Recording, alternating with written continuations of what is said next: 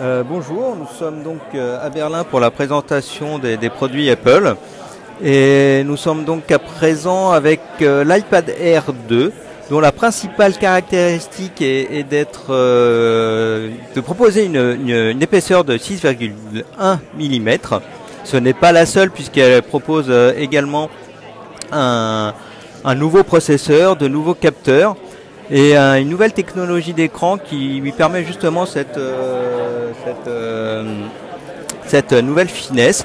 Je suis avec un démonstrateur qui va me faire un petit peu le tour du propriétaire de ce nouvel iPad Air 2 qui sera proposé, précommande dès demain le 17 octobre sur le store d'Apple. Donc le nouvel écran, cette nouvelle technologie qui propose en fait moins de réflexion, propose toujours un écran Retina avec donc des couleurs les conditions sont pas tip top mais sont plutôt bonnes. En fait le mode rafale apparaît sur l'iPad Air 2.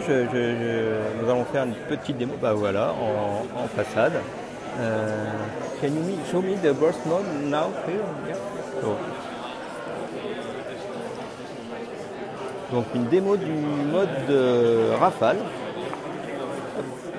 C'est parti. Donc il suffit de rester appuyé sur le déclencheur pour faire des photos en rafale. Un petit peu comme... c'est une fonction qui était déjà présente sur d'autres terminaux iOS, mais c'est une nouveauté sur l'iPad Air 2. Donc une autre des nouveautés de l'iPad Air 2 est donc l'arrivée du Touch ID sur l'iPad. Il arrive aussi sur l'iPad Mini 3. Un iPad Mini 3 qui a été présenté en coup de vent pendant la conférence. Donc Apple entend bien mettre l'action sur l'iPad Air 2. Peut-être estime-t-il qu'avec l'iPhone 6 Plus, ce dernier viendra faire concurrence à l'iPad Mini 3. Donc voilà, je vais essayer de faire encore quelques tours de l'iPad Air 2. Donc vraiment une finesse extraordinaire et comme on peut le voir, je ne sais pas si on le voit très bien sur ce modèle, mais comme on peut le voir, il s'agit d'un modèle Gold, une couleur qui vient compléter la couleur blanche et argentée noire.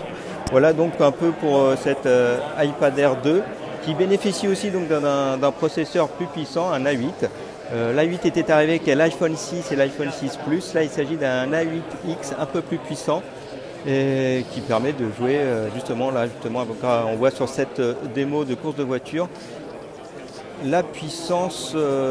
Après je ne sais pas si on verrait vraiment la différence avec un iPad Air première génération, mais en tout cas ça continue de bien tourner sur cette version d'iPad. Voilà, donc c'était depuis Berlin où nous avons été invités pour prendre en main ces produits.